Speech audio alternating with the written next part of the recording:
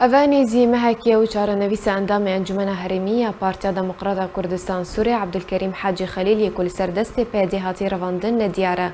وکو بردامیه که دی سیاست سرکوت کرن و ترساندن ولاتیان لروجاوای کردستانه پیدی ولاتی که کرد عبدالکریم حاجی خلیل کروشاویه تندرستی پر خرابه رواند و برف جهه کی ندیار و بر جدرن خوجهی جمال پر آرکیر دانزانین کوچکدارین پیدی ده حجده آدار روجا پنشمه ولاتی کرد عبدالکریم حاجی خلیل اندام انجمن هرمیه پارتیا دموکرات کردستان سوریه جپیشیا